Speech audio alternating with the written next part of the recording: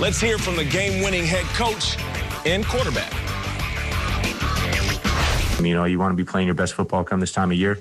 And we knew this was going to kind of be this brand of football coming up here, you know, playing Pittsburgh in December. We knew it was going to be a little bit ugly. And proud of our team, I think, to find a way to win this game like that. This really does rank up there, just because of the fact, you know, who we beat them in Pittsburgh. If you could describe what it was like after that win in the locker room. Euphoria. You know, they really are. I mean, these guys deserve it. That, you know, we've been down for such a long time, and we're trying to rebuild ourselves and build up. And this is something that we can build off of. And again, like I said, just really proud of the way they play. Congrats, Coach. We love you. Washington very much alive in the playoff hunt as well. The Giants still have the tiebreaker in the NFC East, but the football team is coming. The Steelers, they still hang on to the #1 seed, and a lot of questions about this out on Twitter. They have it because of the tiebreaker with the Chiefs. Pittsburgh, undefeated, no more. How about this win for Washington? It wasn't just that they won, it's how they won that stood out, right? They lose Antonio Gibson. Somehow the Steelers were able to contain Terry McLaurin, and they got it done with guys like Cam Sims and Logan Thomas. It was an incredible, incredible showing. What did you make of this upset yesterday? Yeah, you know, it's 3rd and 4, and it's like the season is on the line, and Alex Smith needs to make a play. And part of me is thinking, Alex Smith's been in the league a long time. I don't have this great reservoir outside of that Saints playoff win of him making the big play and getting it done. And he goes to Cam Sims, and Nate, you mentioned this kid is making a statement. Look at the catch one more time. This is for the season on the line. A one-handed grab with a defender draped all over him. And I'm like, Cam Sims, all right, I'm sure he must be an unknown player from a small school. Cam Sims played 4 years at Alabama. I have no recollection of Cam Sims. He had 7 catches one year for Alabama, 6 catches one year for Alabama, 14 and 14.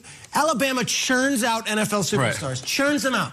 And yet you still have these undiscovered gems coming from the Crimson Tide. Cam Sims makes the biggest play, and you heard Ron Rivera, euphoria. This team was down 14-0. Wild. For much of the first half, before that weird play to end the first half with Alex Smith. And they didn't give up. They were on the road against an undefeated team, a team they haven't beaten since 1991, and they find a way to win. Look, I look at the common thread of Brian Flores and Joe Judge and Ron Rivera. These are guys that players, they aren't coddled by. Like, you're not going to be given the kids' gloves by Ron Rivera or Judge or Flores. But by the end of the season, players want to run through a wall for those coaches. And this is a disciplinarian, but a guy who has these guys believing. He said euphoria was the feeling afterwards.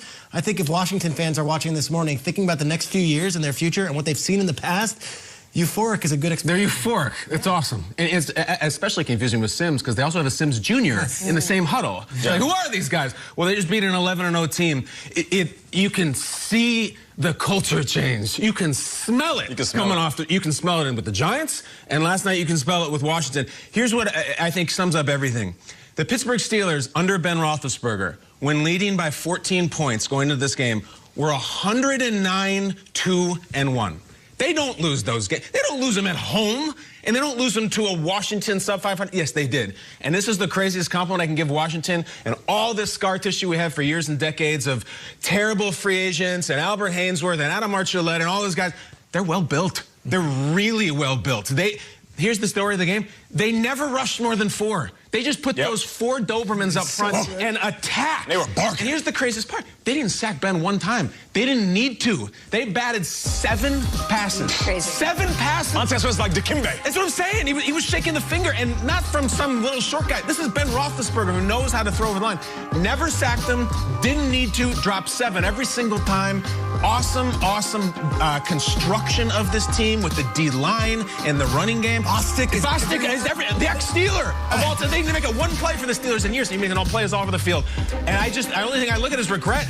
If they had started Alex Smith to start the season, they'd be running away with this thing right now. That's it. Yeah. They've already wrapped up the East. Yeah. And it's frustrating, but I will double down on euphoric. For a team that has a lot of bad football moments and a lot of terrible non-football moments, great night for Washington. Great night. No doubt about it. And listen, we'll talk about the Steelers the rest of the show.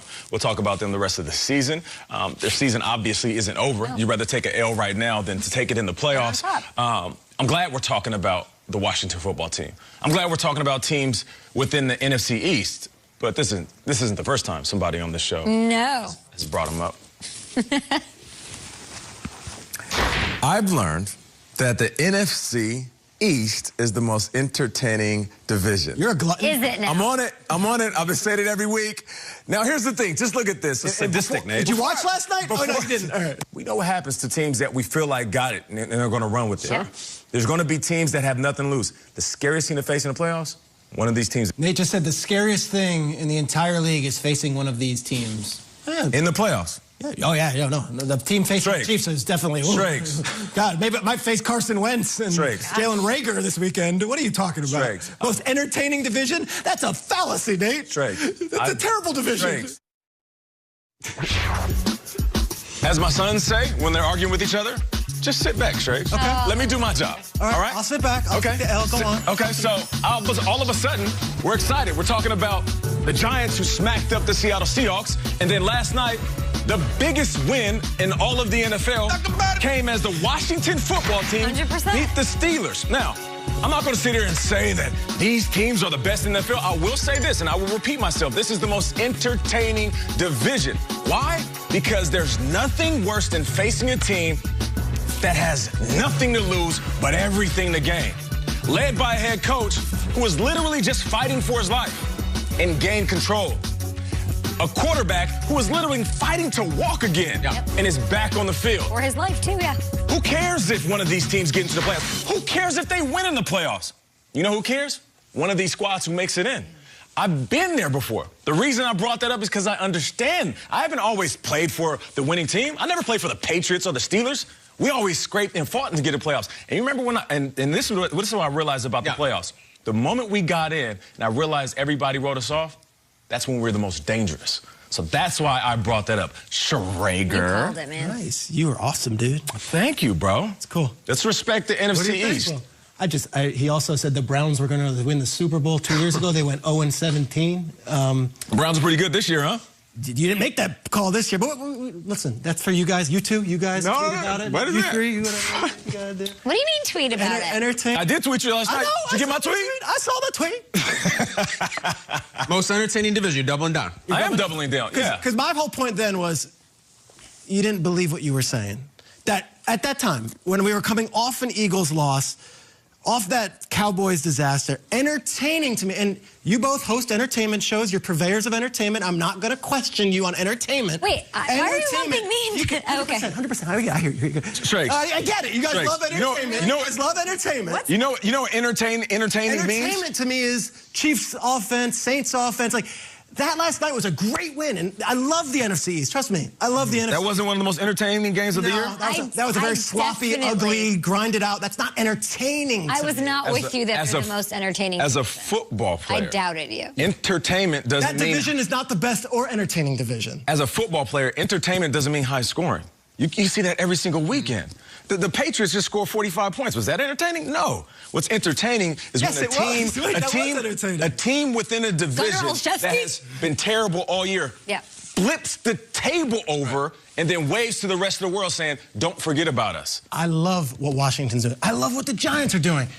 Entertaining to me, if I had to choose to watch that game or some of the other games, entertaining to me is maybe a little differently, and I guess I'm going to be roasted on Twitter. You weren't surprised Washington won. You in a commercial break yesterday said, I don't know, man, they have a lot of rest. The Steelers played on Wednesday. Yeah, you said it. You didn't say it on a turnaround. Your problem is the Cowboys are going to lose 13-5 tonight. And the Eagles are unwatchable, and the Giants in a win. That wasn't exactly, whoa, rah, rah. It was like a grinded out. I think it might be the most compelling. Compelling might be. That's just my take, though. I don't want to correct you. Interesting might be the word. Entertaining from... Pat Mahomes putting up 50 points, isn't that entertaining to me? I almost come to expect it. It's like normalized? I like the fact that there's teams within the division that we wrote off months ago are now shocking everybody. Yes. And don't be shocked when they win their first playoff game once they get in the tournament. Who do you like better, Washington or Giants? Right now, we're going to talk about this a lot, I'm sure. Momentum-wise, I mean, the Cowboys don't have it, right? They played tonight. They've lost 5 of the last 6. Giants swept Washington, right? So it's like... So, quite a while ago.